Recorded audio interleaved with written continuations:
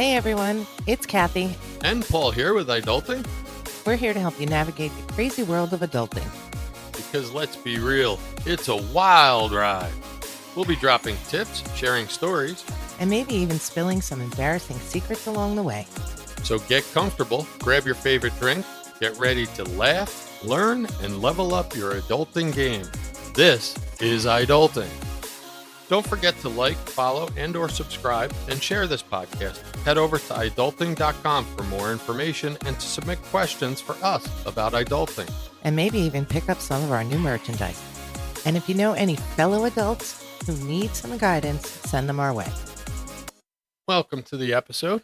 Today we're going to be talking about mental health awareness and maybe some tricks that you can do to improve your mental health. Before we dive deeper into today's episode, we want to give you a quick, important disclaimer. We, Kathy and Paul, the hosts of iDulting, are not mental health professionals. The topics we discuss during this podcast are for entertainment and informational purposes only and should not be taken as professional advice. That goes for most of our advice. If anything we talk about resonates with you and you feel the need for support, please reach out to a qualified mental health professional. There are so many resources available at your fingertips, and taking care of your mental well-being is crucial. You can find information and support by searching online for mental health resources in your area. Your mental health is important, and getting the right help is a sign of strength. Very much a sign of strength. And if you're in the United States, you can dial 988 and get some help that way. So here are some tips that we feel can safeguard your mental health. I am huge on some of these. I call them my keystone habits. The first one is prioritize your sleep. I know life is busy and you feel like you don't want to miss out on things. So FOMO fear is a real thing. But aim for 7 to 9 hours of quality sleep per night. You want to establish a regular sleep schedule and create a relaxing bedtime routine. Right. So if your plan is to go to bed at 10 p.m. and get up at 6 a.m., perfectly 8 hours, make sure that before 10 p.m., you are getting yourself ready for bed. Brush your teeth, unwind, turn your screens off. Blue light is a big proponent of restless sleep. And make sure you put on your pajamas, get yourself ready for bed. Do all of that before your 10 p.m. bedtime. My nighttime routine, I go upstairs when it comes time, and I actually have an alarm set on my smartphone, so it'll send me upstairs to take care of this. I go upstairs, I take care of my skin care routine, as I like to call it. I just wash my face. I take care of my teeth. I brush my teeth and take care of that. And then I sit down, and for me, I do reflective journaling in the evening. I list my wins, my losses, and I get all the random thoughts that are just bouncing around in my head out on the paper because I find it helps me sleep better. The most important part for me of my routine is I then text my family, because we all don't live under the same roof anymore, a good night wish to show them I'm thinking about them, and I get a warm, fuzzy feeling when I think about all my wonderful family members. And it also lets them know that he's going to bed, so the texting and calling kind of needs to wind down for the evening. And then after that, I have a very quick meditation. Yes, I said it. Here I am, 53-year-old tough guy. I spend about 5 minutes every day doing a mindful meditation to get in the moment, and it helps me relax and go to sleep.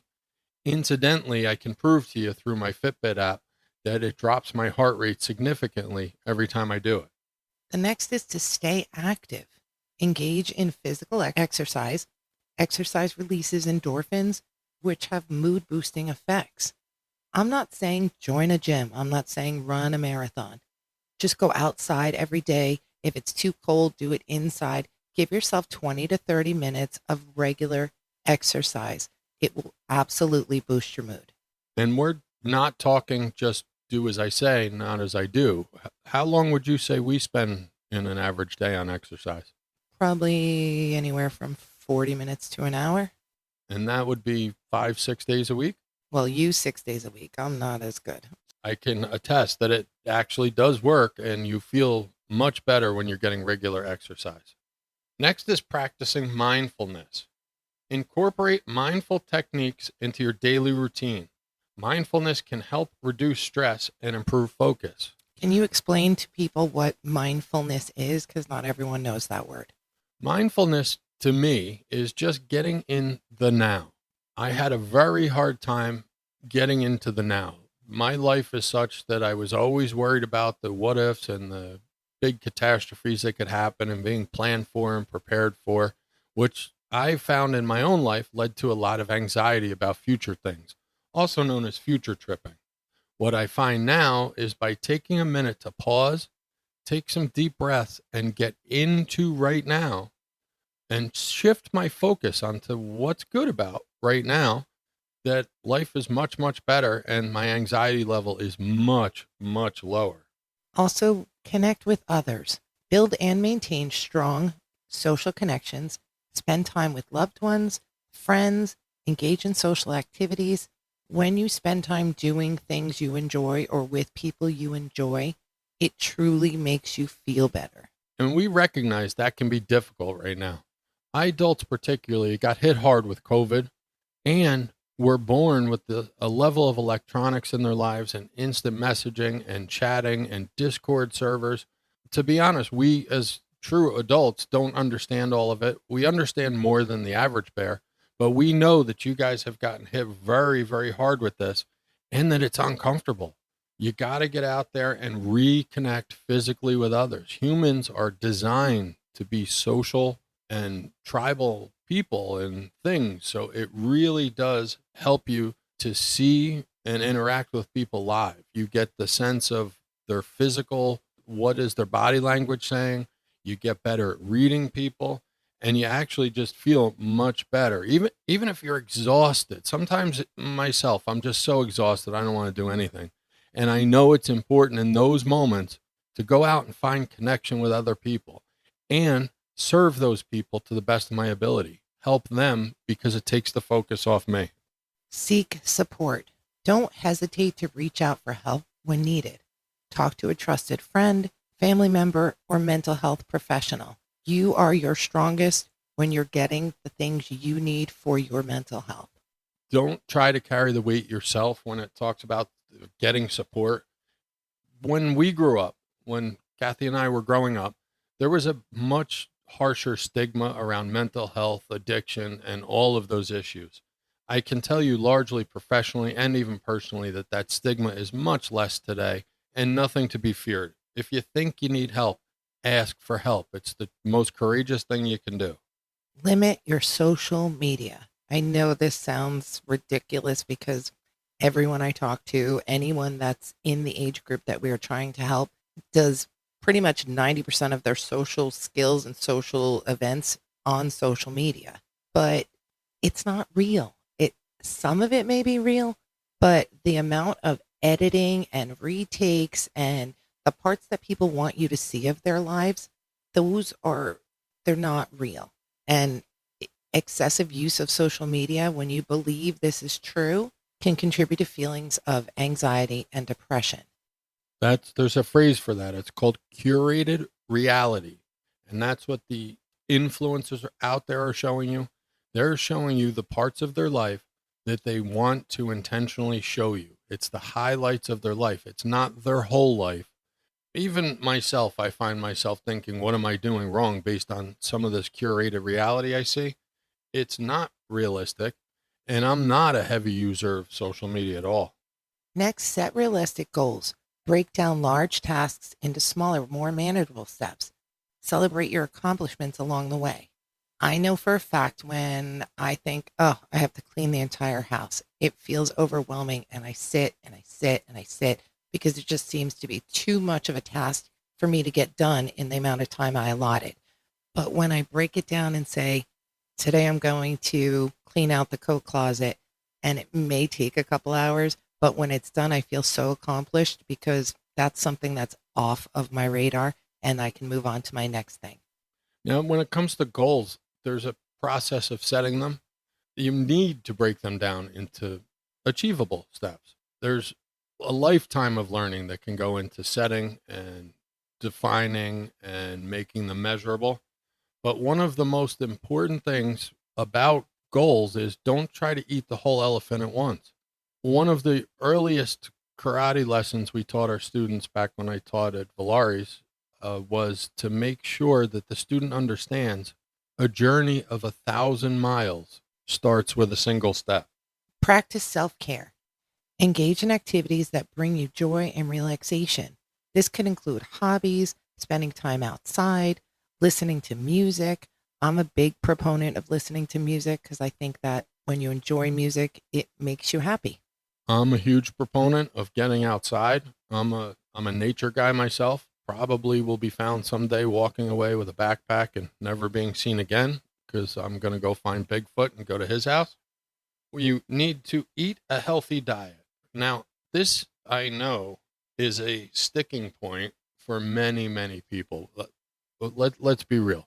We all enjoy chocolate, ice cream, and not so many people are like, ooh, I'm really hankering for some broccoli. So when we talk about eat a healthy diet, use the 80-20 rule. Eat clean 80% of the time. And what that means is cut down on your processed carbs, cut down on foods with additives, and eat whole foods that are kind of low in that processed carbs. And then for 20% of your time, eat whatever you want. Just be reasonable. It And does help a lot. we know you're in the prime of your lives, that everything goes at a fast pace. It's easy. Pre-made meals are convenient. Drive-throughs are on your way to wherever you're going to get some nourishment.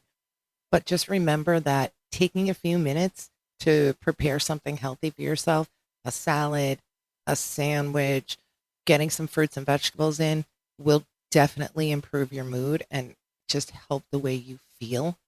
And you'll feel like an adult making your own food. And I'd like to add a red flag warning here. When we talk about diet, I also want to bring in energy drinks and not diet soda. The amount of caffeine and stuff that are in these things can be unsafe for you. I'm not saying don't have a Red Bull. I'm saying don't have 5 Red Bulls. Don't have 12 cups of coffee. If you want a cola, for example, I don't want to get myself in trouble for using a brand name, but if you want a cola, have one of a medium size. You don't have to get the 77-ounce fountain drink 3 times a day. Limit alcohol and drugs. Substance use can negatively impact your health. If you struggle with substance use, seek professional help. I have a lot of experience in that. I'm a dope. I drank way too much for way too many years, and I can tell you that many things kept me from getting the help I should have had. That wait is over. I've taken care of that and it's behind me. And I can tell you that if you're in a situation where if you even think you need to control the amount of using or drinking you're doing, or you do different things to try to control the amount you're doing, then you probably could join some of the clubs I'm in. And if you need help, by the way, reach out through the website. You can definitely get a hold of me there. Just remember that alcohol is actually a depressant. So, although you may drink and feel more social, the more you drink and the longer the night goes on, the more your brain actually becomes depressed.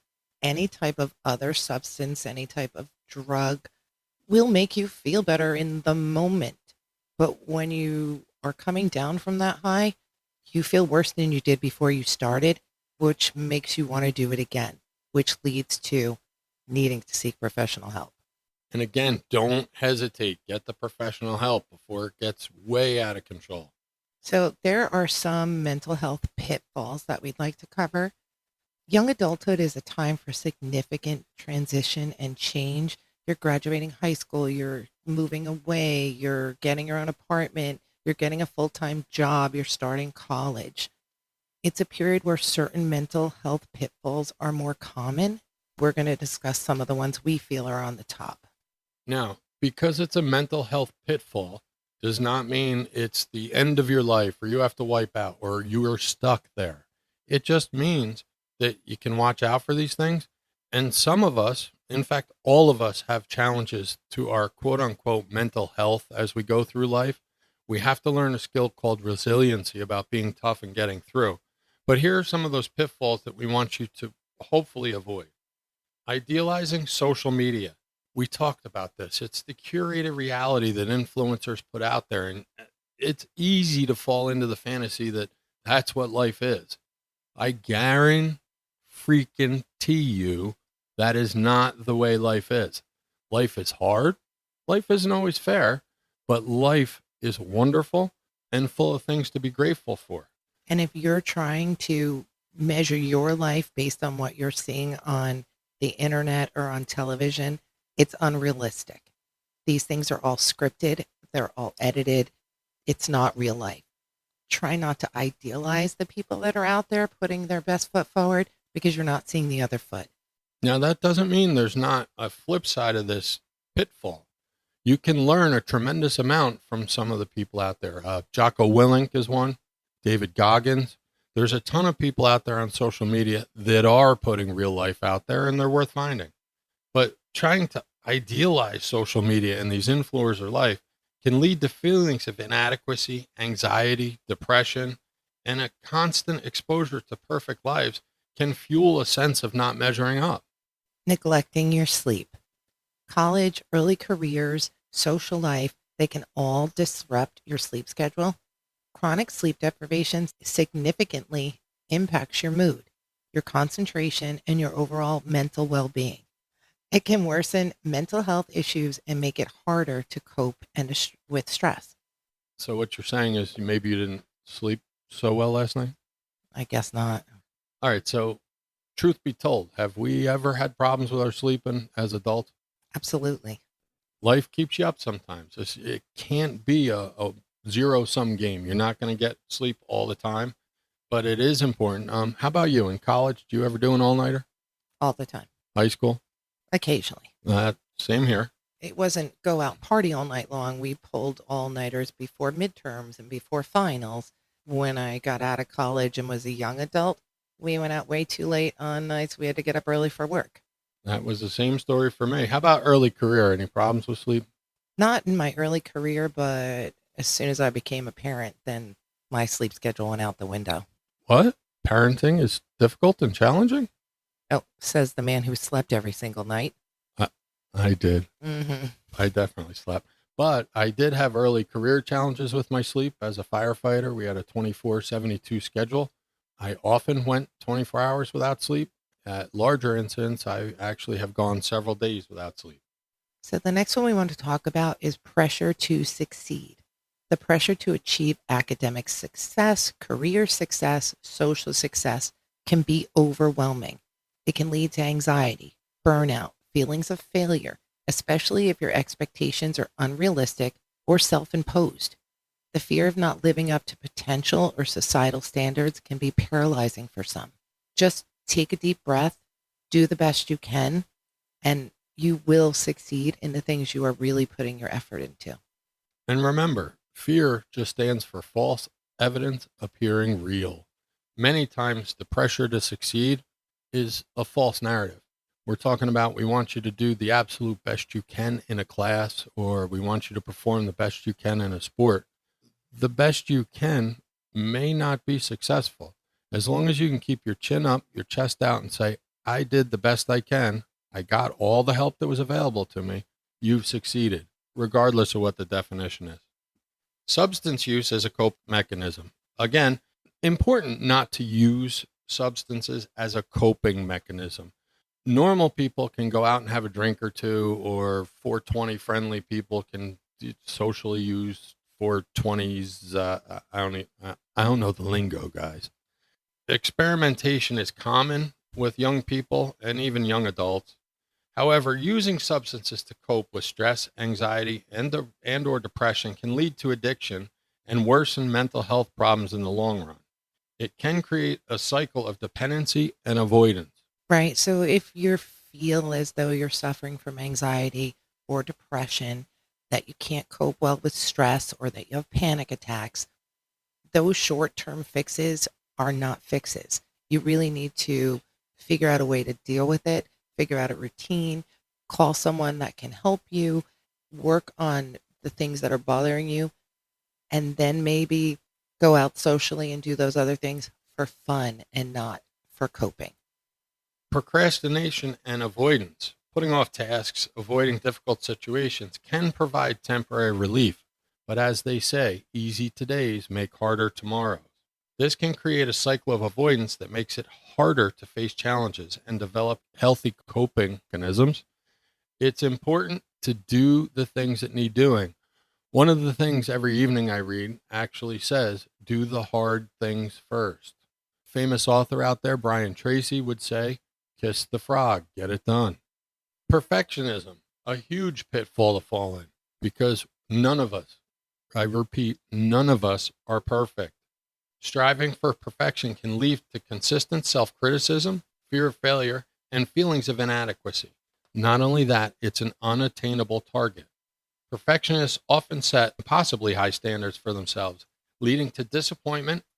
Young adults may dismiss early symptoms of mental health issues, thinking they're just a normal part of stress or growing up. Ignoring these signs can lead to conditions worsening or becoming more difficult to treat. Early intervention is key.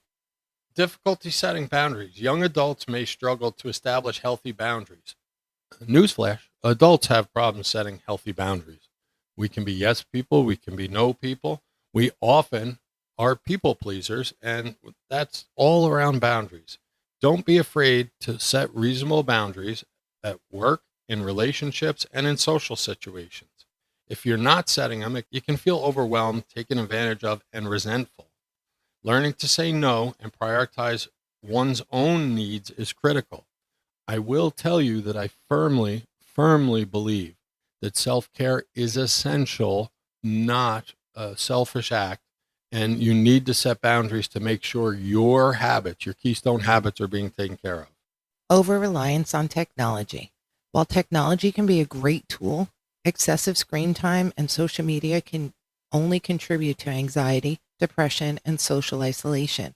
It can also interfere with sleep and physical activity, further impacting mental well-being.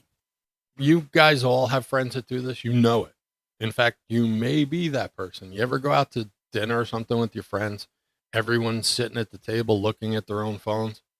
That's a good example, probably, of over reliance on technology. Lack of self care. I fell into this trap as a young adult. I felt everything was more important than myself. I felt that work needed to be performed. I felt everyone needed to take care of before myself. And at 53 years old, I can tell you that my message to my younger self would be to make sure you're taking care of yourself. And as young adults, you may neglect basic self care practices such as eating healthy, exercising, and engaging in enjoyable activities. You get way off kilter, way out of balance. Self care is essential for maintaining mental and physical health. And I find that there are some people that just need some quiet time during the day. They need to get out of the buzz of activity that's going on, the constant talking or questions. They just need a few minutes to have some quiet, think of their own thoughts, and then they can re-engage in activity. If you're that person, take the time. We've all had friends that kind of are losing it or having a challenge. So, what do you do for them? First, and most importantly, is you want to recognize the signs. What's going on with your friend? Is there a change in their behavior? Are they emotionally distressed? Are they having difficulty functioning? Are they having a hard time verbalizing, or are they verbalizing that they want to hurt themselves or others? Take it seriously. Never dismiss someone's feelings or tell them just to snap out of it or get over it. Acknowledge their pain and let them know that you're there for them. You want to offer reassurance and avoid giving unsolicited advice. Many times they're just looking to vent. Ask questions directly. Ask them, are you thinking about hurting yourself? Do you have a plan? People think that by asking this question, you're putting that in someone's head. That is not true. It is a myth. And if any of the answers to those questions are yes, go get an adult or a professional to help them. Don't leave them alone. If your friend is expressing suicidal intent or is in immediate danger, don't leave them alone. Stay with them and seek that help immediately. That help might be 911 if you can't get somebody else around. Involve other trusted adults if it's appropriate. Let's say you guys, you're an adult in high school or young in college.